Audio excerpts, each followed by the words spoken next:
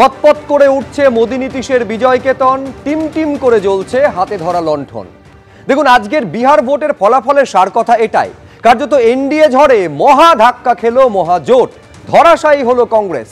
মহিলা vote, SIR, সুশাসন, কোন ফ্যাক্টর কাজ করলো বিহারের এই ফলে?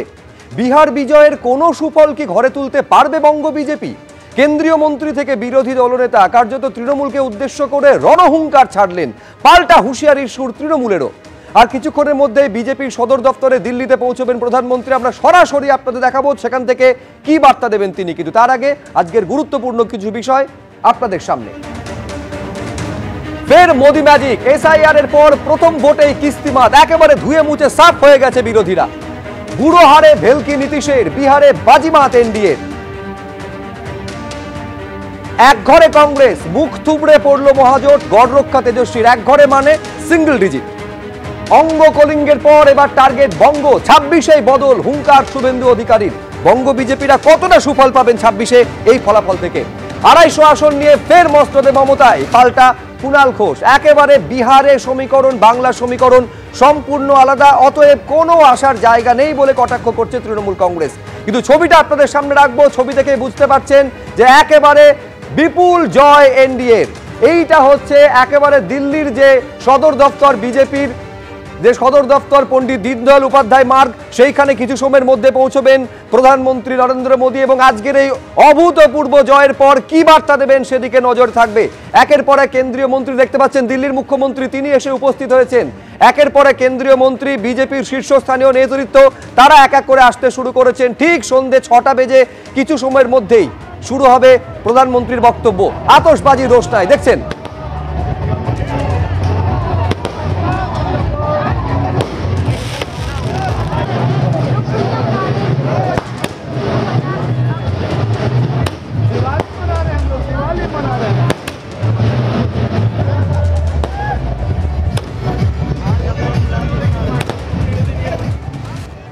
আর এই ফলাফল সামনে আসার পর বিহারবাসীকে অভিনন্দন জানিয়েছেন প্রধানমন্ত্রী।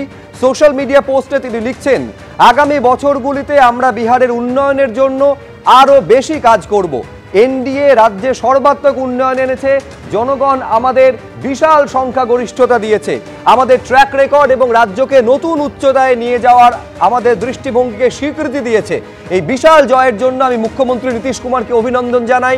এনডিএ পরিবারের সহযোগী চিরাগ পাসওয়ান, জিতন রাম মাঝি, উপেন্দ্র কুশওয়াহাকে আন্তরিক অভিনন্দন জানিয়েছেন প্রধানমন্ত্রী নরেন্দ্র মোদী সোশ্যাল মিডিয়ায় তাঁর পোস্টে। এবার সরাসরি আপনাদের পাটনাতে নিয়ে যাব, পাটলিপুত্রে নিয়ে যাব, যে পাটলিপুত্র জয় আজকে একেবারে মোদি নীতিশের এনডিএ জোট করলো। এবং সেখানে ঘোষণা হতে একেবারে সেলিব্রেশনের মুডে দেখা গেছিল। এবং তারপর এই উন্মাদনা, এই উচ্ছ্বাস নিশ্চয় বহু গুণ বেড়েছে। বিজেন্দ্র সিংহ আমাদের প্রতিনিধি সেটাই তুলে ধরবেন। দেখাও বিজেন্দ্র। দেখো, এই মুহূর্তে আমরা পাটনাতে রয়েছি এবং জয় শ্রীরামের স্লোগান চলছে এবং জয় শ্রীরামের স্লোগান চলছে। অন্যদিকে দেখো, একজন ব্যক্তি এখানে এসছেন নরেন্দ্র মোদীর রথ নিয়ে, নরেন্দ্র মোদীর রথ, এবং রথের ওপর প্রধানমন্ত্রী নরেন্দ্র মোদীর ছবি রয়েছে। সেখানে তিনি রথ নিয়ে আসছেন, গলায় তার দেখো দুটো ঘোড়া রয়েছে, ঘোড়ার রথ একটা নিয়ে এসছেন তিনি। এবং এই রথ নিয়ে এইভাবে প্রধানমন্ত্রীর ছবি দিয়ে তারা রথ বানিয়েছেন এবং সেই রথ নিয়ে দেখা যাচ্ছে তারা এসছেন এখানে যে জয় পেয়েছে এনডিএ সেটাকে সেলিব্রেট করার জন্য। এবং ঠিক যদি আমরা ভেতরের দিকে যাই, একটু যদি আমরা ভেতরের দিকে যাই, তখন আমরা দেখব যে এই রথের ঠিক গেটের কাছে যে পার্টি অফিস রয়েছে সেখানে এই রথ লাগানো রয়েছে এবং প্রচুর নরেন্দ্র মোদীর ছবি দুদিকে লাগানো হয়েছে পার্টি অফিসে। ভেতরে চলছে গান, নানা ধরনের গান চলছে এবং সেলিব্রেট করছেন বিজেপি কর্মী সমর্থকরা, যেটা মান দেখাচ্ছে। দেখো, এটা হলো ভারতীয় জনতা পার্টির প্রদেশ কার্যালয়, 8 নম্বর বীরচন্দ পটেল পথ। এবং সেখানে দেখো মোদিজির নামে গান এবং নীতিশের নামে গান করা হয়েছে, সেই গানগুলো বাজানো হচ্ছে। এইভাবে উল্লাস এবং উৎসব এই মুহূর্তে চলছে বিজেপির যে প্রদেশ কার্যালয় রয়েছে পাটনাতে, সেখানে আমরা দেখতে পাচ্ছি। দেখো, এখানে কিছুক্ষণ আগে এখানে প্রদেশ সভাপতি এসেছিলেন, তিনি বক্তার বক্তব্য রেখে গেছেন এবং সেই জায়গায় এই উৎসাহ, এইভাবে উল্লাস, এইভাবে সেলিব্রেশন চলছে বিজেপির যে প্রদেশ কার্যালয় রয়েছে সেখানে। একেবারে বিজেপির উচ্ছ্বাসের ছবি পাটনায় বিজেপির দলীয় কার্যালয়ের সামনে থেকে দেখাচ্ছিলাম আপনাদের। এইবার দেখাবো কেন্দ্রীয় স্বরাষ্ট্রমন্ত্রী অমিত শাহ এই অভাবনীয় জয়ের পর তিনি পোস্ট করে তিনি বলছেন যে ভোট ব্যাংকের জন্য অনুপ্রবেশকারীদের বাঁচানোর বিরুদ্ধে কড়া জবাব নাগরিকদের। পোস্ট করেছেন কেন্দ্রীয় স্বরাষ্ট্রমন্ত্রী। তিনি তার পোস্টে আরো লিখছেন, ভারতের সুরক্ষার জন্য এবং অনুপ্রবেশকারী মদতদাতাদের বিরুদ্ধে রায়, মোদী সরকারের নীতির পক্ষে বিশ্বাসের রায়। দেশ চায় ভোটার তালিকা শুদ্ধিকরণ, বিহার নির্বাচনের রায় তারই প্রমাণ। ভোটার তালিকা শুদ্ধিকরণের বিরুদ্ধে রাজনীতির কোনো জায়গা নেই। এই রাজনীতির জন্য রাহুল গান্ধীর নেতৃত্বে কংগ্রেস বিহারে তলানিতে এসে ঠেকেছে বলে আক্রমণ শানিয়েছেন অমিত শাহ। আর এইবার একবার আপনাদের সামনে তুলে ধরবো দিল্লির সদর দপ্তরের ছবি। কিছু সময়ের অপেক্ষা। এটা হচ্ছে দিল্লির পণ্ডিত দীনদয়াল উপাধ্যায় মার্গের ছবি, বিজেপির যে সদর দপ্তর। কিছু সময়ের মধ্যে প্রধানমন্ত্রী আসবেন এবং তারপর বিহারের এই অভাবনীয় সাফল্য, এই জয়ের পর প্রত্যাবর্তন নিয়ে কি বলবেন সরাসরি এই ছবি আপনাদের সামনে আমরা রাখবো। কিন্তু আমি শুরুতেই অবশ্যই বিজেপির মুখপাত্র অভ্রর কাছে এখানে আসতে হবে, যে তার কারণ হচ্ছে এক জয় তোমরা প্রথম দিন থেকে দাবি করছিলে, জয় তোমাদের নিশ্চিত, কিন্তু জয়ের এই ব্যবধান কার্যত বিরোধীরা ধুয়ে মুছে সাফ হয়ে যাবে, এটা কি তোমাদেরও প্রেডিকশনের মধ্যে ছিল? দেখুন, আমি প্রথমেই সর্বভারতীয় তৃণমূল কংগ্রেসকে কংগ্রাচুলেট করব। তারা বিপুল সংখ্যায় ভোট পেয়েছে। আমি জানি না তারা কত ভোট পেয়েছে, কিন্তু শুনলাম নাকি বিপুল সংখ্যায় ভোট পেয়েছে, দারুণ ব্যাপার। আর তার সঙ্গে তাদের ইন্ডিকেটরের একটা সঙ্গী বামপন্থী দলদেরকে আমি কংগ্রাচুলেট করব, কারণ নোটার সঙ্গে রুদ্ধশ্বাস লড়াই করে তারপর তারা জিততে পারেনি, কিন্তু রুদ্ধশ্বাস লড়াইটা নোটার সঙ্গে তারা করেছে, তাই তাদেরকে আমি কংগ্রাচুলেট করব। আসলে আপনাকে দেখতে হবে বিহার ইলেকশনে কয়েকটা ইস্যু কিন্তু ফোরফ্রন্টে চলে এলো। এসআইআর বিহারে হয়েছে, এসআইআর বিহারে হওয়ার পরে 21 লক্ষ নতুন ভোটারের নাম অন্তর্ভুক্তি হয়েছে, তারা কিন্তু নতুন প্রজন্ম। আমরা দেখতে পেলাম 68 লক্ষ নাম বাদ গেছে, যারা ডুপ্লিকেট ভোটার ছিল, ফেক ভোটার ছিল বা ডেড ভোটার ছিল। এবার এই নাম বাদ যাওয়ার পরেও এবং 21 লাখ নাম নতুন করে অন্তর্ভুক্তি হওয়ার পরে আমরা দেখতে পাচ্ছি 10% পোলিং পার্সেন্টেজ বেড়ে গেছে। তার মানে people have come out in the open. তারা কিন্তু নিজেরা এসে বেশি সংখ্যায় ভোট দিয়ে এটা প্রমাণ করলেন যে তারাও চেয়েছিলেন নির্ভুল ইলেকটোরাল রোল। আরেকটা জিনিস, ওখানে আপনারা জানেন আমাদের সরকার কিন্তু মহিলাদের উন্নতির জন্য একের পর এক প্রকল্প করেছে। সেখানে দাঁড়িয়ে আমি বলছি বিহারের স্টেট জিডিপি এবং বিহারের ডাইরেক্ট এবং ইনডাইরেক্ট ট্যাক্স কালেকশন পশ্চিমবঙ্গ থেকে কম, বিহারের পার ক্যাপিটা ইনকামও পশ্চিমবঙ্গ থেকে কম। তারপরেও ওখানকার মহিলাদের জন্য আমাদের সরকার যদি 10,000 টাকা করে দিতে পারে, তাহলে আমাদের এখানে এত পার ক্যাপিটা ইনকাম।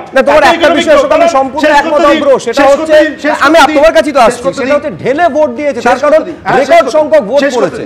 আমার বক্তব্য হচ্ছে যদি বিহার পারে, তাহলে এত পার ক্যাপিটা ইনকাম, এত ট্যাক্স নেওয়ার পরে পশ্চিমবঙ্গ কেন 1,000-1,200 টাকায় আটকে আছে? জেপি নাড্ডা তিনি আসছেন।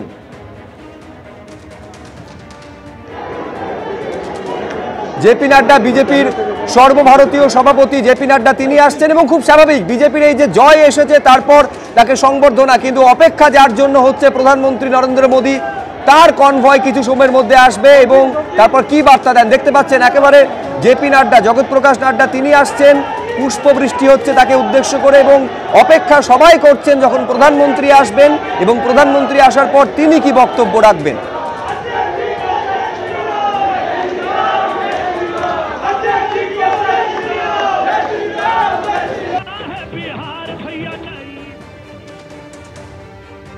এই ছবিটা দেখছেন কেন্দ্রীয় স্বরাষ্ট্রমন্ত্রী অমিত শাহ, তিনি বাড়ি থেকে রওনা দিয়েছেন, তিনি তার বাসভবন থেকে রওনা দিয়েছেন এবং সেখান থেকে রওনা দিয়ে তিনি কিছু সময়ের মধ্যেই বিজেপির যে সদর দফতর দিল্লিতে সেইখানে আসবেন।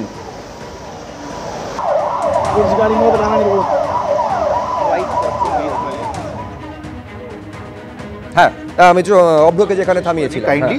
আর দেখুন, ওখানে একটা বড় ইস্যু ছিল উইমেন্স সিকিউরিটি। এই বিহারে এক সময় বলা হতো, যখন লালু প্রসাদ যাদব রুল করতো, বলা হতো জঙ্গল রাজ। সেখান থেকে আপনারা দেখুন রেকর্ড সংখ্যক মহিলারা বাইরে এসে কিন্তু ভোট দিয়েছে এবং তারা আমাদের সমর্থন করেছে। কেন? আমরা উইমেন সিকিউরিটি দিতে পেরেছি। যদি বিহার একটা জঙ্গল রাজত্ব থেকে আমরা এই জায়গায় তুলে আনতে পারি, তাহলে পশ্চিমবঙ্গ আমার রাজ্য, তার অবস্থা দেখুন।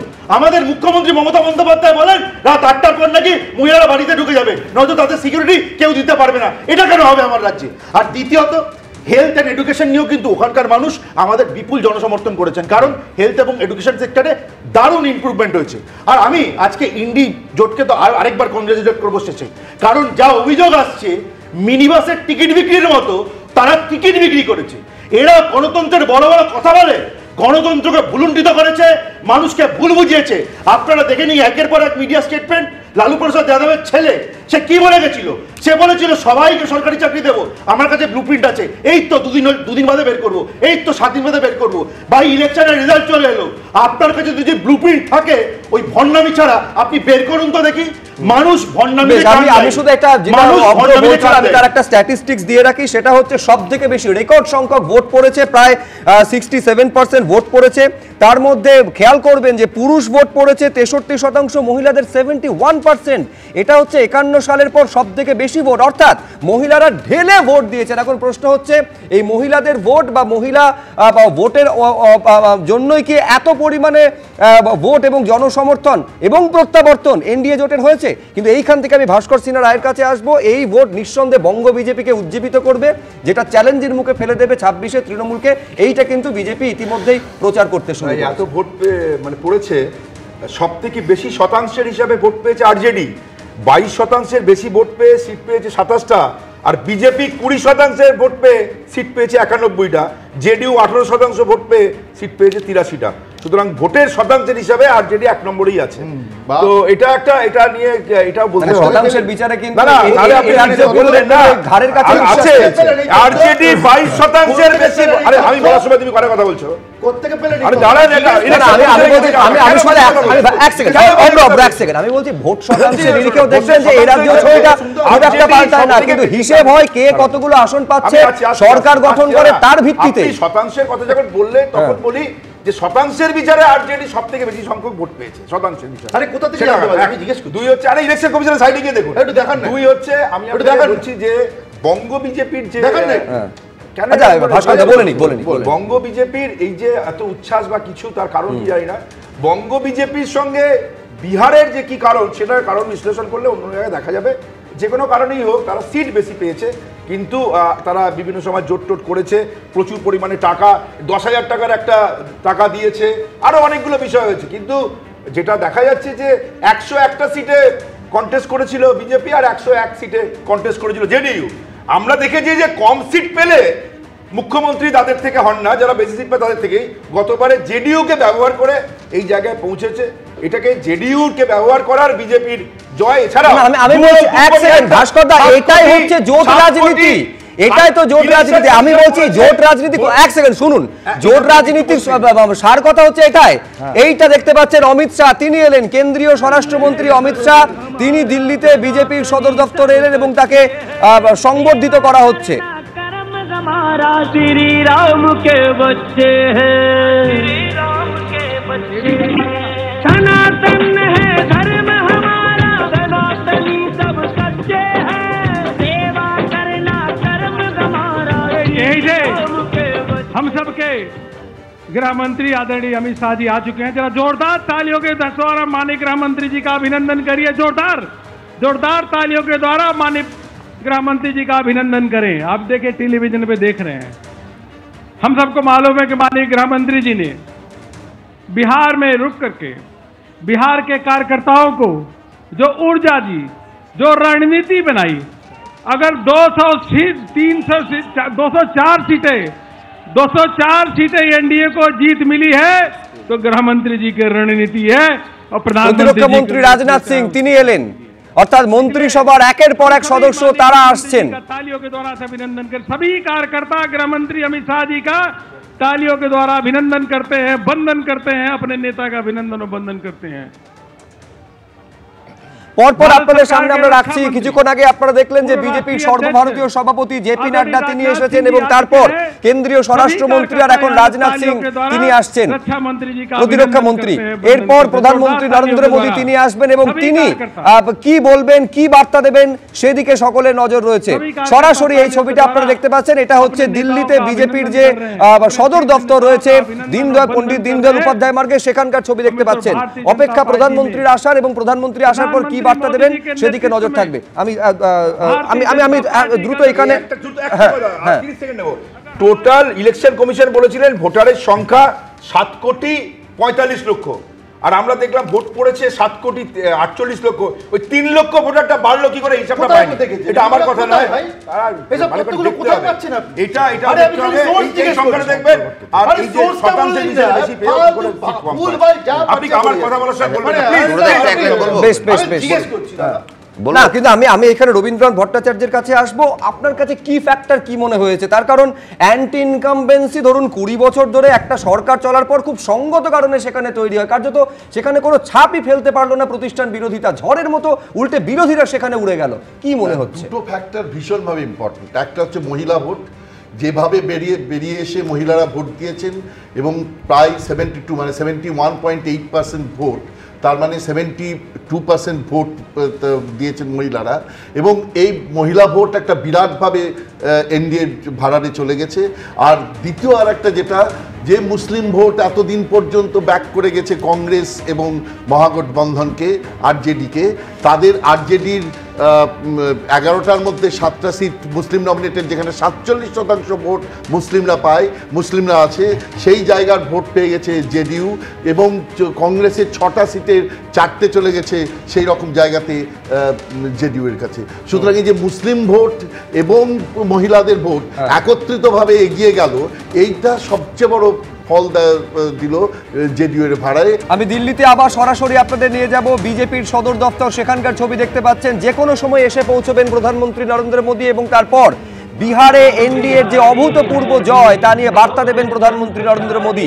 যে এনডিএ সাইক্লোনে কার্যত ধুয়ে মুছে সাফ হয়ে গেছে বিরোধীরা, কার্যত মুখ থুবড়ে পড়েছে মহাজোট, তারপর কি বার্তা দেবেন এই মঞ্চ থেকে সেদিকে আমাদের নজর থাকবে। কিছু সময়ের অপেক্ষা, যে কোনো সময় এসে পৌঁছবেন প্রধানমন্ত্রী নরেন্দ্র মোদী। দিল্লি থেকে আপনারা দেখতে পাচ্ছেন এই হচ্ছে বিজেপির সদর দপ্তরের ছবি। আজকে বিহারে এনডিএর যে বিপুল জয় তা নিয়ে কি বার্তা দেবেন সেদিকে সকলের নজর রয়েছে।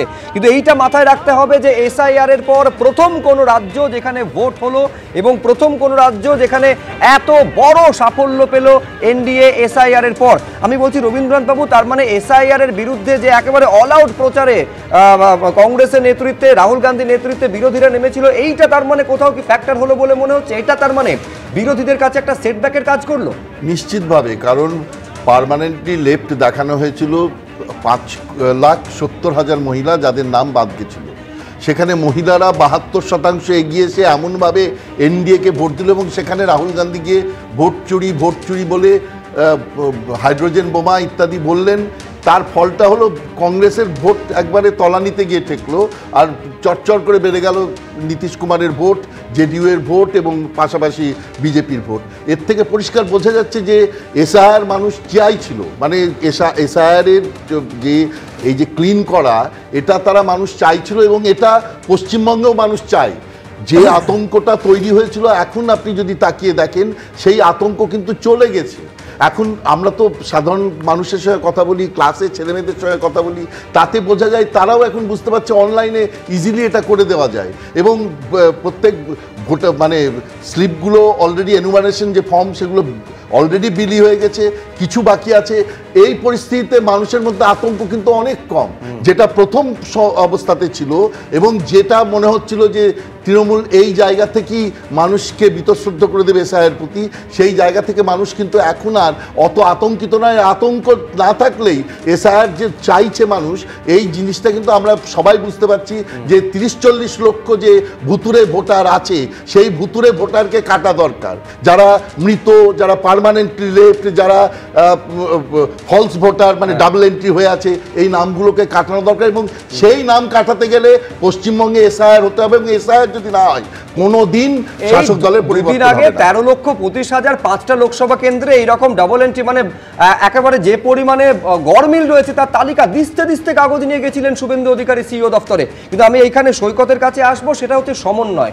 দুটো পার্থক্য লক্ষ্য করতে পারবেন এনডিএর মধ্যে।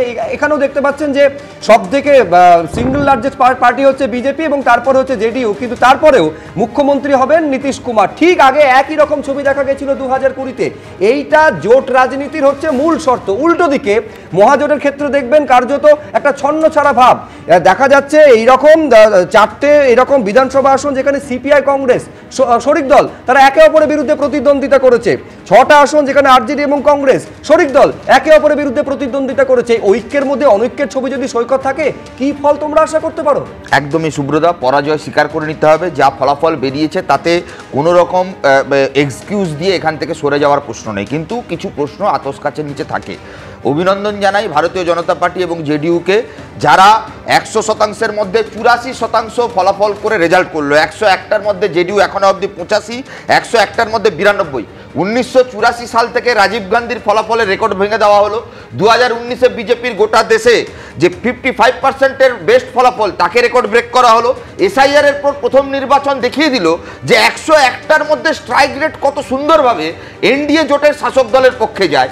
5% ভোট পেয়ে এলজিপি 5% ভোটে 21টা আসন পায়, আর বামেরা নোটা নয়, বামেরা 5% ভোট পেয়ে 3টে সিটে এখনো পর্যন্ত জয়ী হয়। ইলেকটোরাল রিফর্মসের কথা আমাদের নতুন করে ভাবিয়ে তুলেছে, কিন্তু আতস কাচের মধ্যে রাখতে হবে। এটা কি সেই নির্বাচন কমিশনের কোনো ভূমিকা রয়েছে আমি জানি না, আমি সমালোচনা করছি না। আজকে বিজেপির জয়ের দিন, এত সুন্দর ফলাফল, জয়ের পর অনেক কিছু ধামাচাপা পড়ে যায় সুব্রতা। পরাজয়ের পর পরাজিত দল দিয়ে জিরো রিপোল হয়েছে।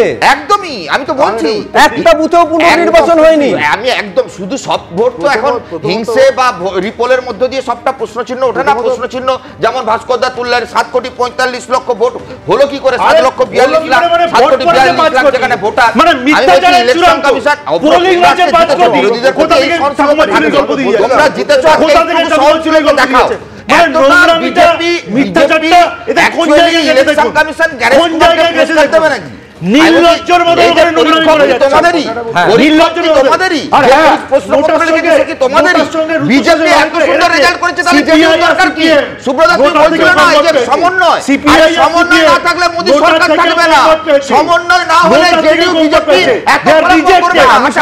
আমি সবাইকে থামালাম। আমি বলছি ক্ষণিকের জন্য ধরে নিন যে ফলটা উল্টো হলো, একেবারে মহাজোট হই হই করে জিতলো। এই একই কথা তখন এই বিরোধী জোটের সদস্যরা বলতেন তো, একেবারে কমিশন এখানে কারচুপি করে জিতে, এই কথাগুলো বলতেন তো, প্রশ্ন রইল। কিন্তু আমি এইখানে দর্শকদের দেখাতে চাইবো শুভেন্দু অধিকারী একেবারে এই যে জয়ের পর রীতিমতো রণহুঙ্কার ছাড়ছেন তিনি। বাংলায় জয়ের উৎসব বিজেপি, সরাসরি প্রভাব এই বাংলায় দেখা যাচ্ছে। বিধানসভা গেটের বাইরে শুভেন্দু অধিকারী নেতৃত্বে মিষ্টি মুখ। আমি এই ছবিটা এবার আপনাদের সামনে রাখবো। বিধানসভা গেটের বাইরে বিজেপির যে পরিষদীয় দল মিষ্টি মুখ করলেন এবং রীতিমতন এইটা বললেন যে অঙ্গ বঙ্গ কলিঙ্গ তিনটাই এবার বিজেপির হতে চলেছে। বাংলায় 26-এ বড় বদল আসতে চলেছে। কি বলেছেন বিরোধী দলনেতা? পরিষদীয় দলের সদস্যদের বিজেপি বিধায়কদের মিষ্টি মুখ করানোর পর দেখাবো। 3/4 আসনে ভারতীয় জনতা পার্টি জেডিইউর নেতৃত্বে এনডিএ জিতেছে এবং পরিষ্কার পরিচ্ছন্ন ভোটার লিস্টের পরে, এসআইআর পরে যে নির্বাচন হয়েছে দেশে প্রথম বিহারে, সেখানে সুশাসন জয়ী হয়েছে, বিকাশবাদ জয়ী হয়েছে, রাষ্ট্রবাদ জয়ী হয়েছে এবং অপারেশন সিঁদুরের পরে প্রথম নির্বাচন হয়েছে। মানুষ দুহাত ভরে দেশকে শক্তিশালী করার জন্য দেশের নেতা নরেন্দ্র মোদী, বিহারের মুখ্যমন্ত্রী নীতিশ কুমারের উপরে আস্থা রেখেছে। আর বিহার বাংলা আমরা 1905-এর আগে এক ছিলাম, অঙ্গ বঙ্গ কলিঙ্গ। বিহার হলো অঙ্গ, আমরা হলাম বঙ্গ, উড়িষ্যা হলো কলিঙ্গ। অঙ্গ হয়ে গেছে, কলিঙ্গ হয়ে গেছে, বাকি আছে বঙ্গ। অব্র, এইটা হচ্ছে প্রশ্ন। ঠিক যে যে ফ্যাক্টরকে মাথায় রেখে আবার ক্ষমতায় তোমরা আসতে চলেছো, সেই একই শর্তগুলো তো এখানেও কাজ করে। মানে আমি বলছি মহিলা সশক্তিকরণ তুমি বলো, বা মহিলাদের ক্ষেত্রে একেবারে আর্থিক সুবিধা দেওয়ার কথা বলো, সামাজিক প্রকল্প, তাহলে কিসের ভিত্তিতে তোমরা এখানে বদলের কথা পরিষ্কার বলি? আমি আগেরবারও বললাম, আমি এবার বলছি, স্টেট জিডিপি যদি দেখেন, ডাইরেক্ট ইনডাইরেক্ট ট্যাক্স কালেকশন যদি দেখেন এবং পার ক্যাপিটা ইনকাম যদি দেখেন, তিনটে ক্ষেত্রেই আমাদের রাজ্য বিহার থেকে এগিয়ে। তাহলে মহিলাদের সশক্তিকরণের জন্য তাদের যে টাকাটা দেওয়া হচ্ছে, ধরুন একটা ভাতা দেওয়া হচ্ছে, তার পরিমাণ কত? 1000-1200। আমাদের থেকে ইকোনমিক্যালি পিছিয়ে থেকে বিহার যদি 1000 টাকা প্রত্যেক মহিলাকে দিতে পারে, তাহলে সেই অনুপাতে তো আমাদের যে প্রত্যেকটা মহিলাকে এই তৃণমূল কংগ্রেসের 30,000 টাকা করে দেওয়া উচিত। কোথায় যাচ্ছে টাকাগুলো? আরে বিহার থেকে সুমনি লোক এখানে জিজ্ঞেস করছে টাকাগুলো বিহারের পকেটে হচ্ছে আমাদের ভাস্কর এক সেকেন্ড, দুটো পার্ট। এক হচ্ছে আমরা দাঁড়াও অব্র, প্রথম কথা হচ্ছে, প্রথমে হচ্ছে তোমরা লক্ষ্মীর ভান্ডারের বিরোধিতা প্রথম থেকে করে এসেছো। দুই শোনো। আর দ্বিতীয় কথা হচ্ছে কেন্দ্রীয় বঞ্চনা। এই কেন্দ্রীয় বঞ্চনার জন্য সুফল পৌঁছে দেওয়া যাচ্ছে না সাধারণ মানুষের কাছে। তারা যদি বঞ্চিত হন তার দায় হচ্ছে সম্পূর্ণ কেন্দ্রে, তোমাদের যে সরকার রয়েছে তাদের উপর। এটাই তো তৃণমূল প্রচার করছে। প্রথমত আমরা লক্ষ্মীর ভান্ডারের বিরোধিতা কোনোদিনও করিনি। যদি কেউ বলে সেটা মিথ্যাচার। আমরা বলেছি অ্যামাউন্টটা নিয়ে, আর আমরা বলেছি শুধু লক্ষ্মীর ভান্ডার বা এই ধরনের সোশ্যাল ওয়েলফেয়ার পলিটিক্স নয়, তার সঙ্গে সশক্তিকরণ করো, এমপ্লয়মেন্ট জেনারেট করো, তাহলে একজন মহিলা একজন পুরুষ তার হাতে চাকরি থাকবে। খালি হিসেবে ভাতাজীবী হবে না। আমাদের কোটি লোক বাংলায় এসে বিহারের মন্ত্রী বলছে। দ্বিতীয়ত যেই ট্যাক্সের টাকা প্রত্যেকে দেয় ভারতবাসী, তাদের টাকা দিয়ে একাধিক প্রকল্প কেন্দ্রের চলে, কেন হিসাব দেয়নি? ওই টাকাটা চুরি করে আমি সবাইকে থামালাম। সবাই একসঙ্গে বলে কারুর কথা শোনা যাবে না। একেবারে সরাসরি যখন বিরোধী দলনেতা বঙ্গ বিজয়ের হুঙ্কার ছাড়ছেন, কুণাল ঘোষ তখন কি বলছেন দেখুন। বিহারে যে রেজাল্টই হোক, সেই রেজাল্ট আমাদের শীর্ষ নেতৃত্ব পর্যালোচনা বিশ্লেষণ করছেন, কিন্তু যেটাই হয়ে থাকুক তার কোনো প্রভাব বাংলায় পড়বে না। বাংলায় তৃণমূল কংগ্রেস ছিল, আছে এবং কম বেশি 250 সিট নিয়ে চতুর্থবারের জন্য মমতা বন্দ্যোপাধ্যায় মুখ্যমন্ত্রী হতে চলেছে। বাংলায় বিজেপির কোনো জায়গা নেই।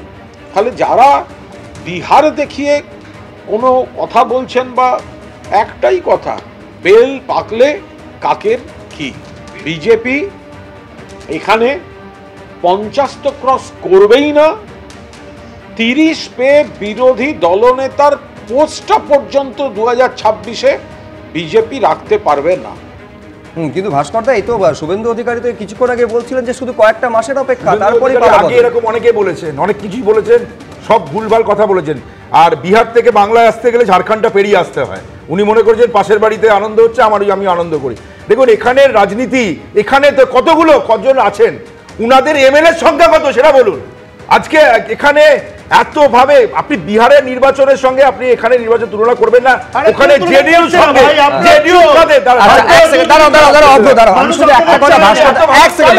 আমি শুধু ভাস্করদাকে একটা কথা মনে করিয়ে দিই, সেটা হচ্ছে ইতিমধ্যে কলকাতা হাইকোর্টের রায়ে মুকুল রায়ের বিধায়ক পদ গেছে।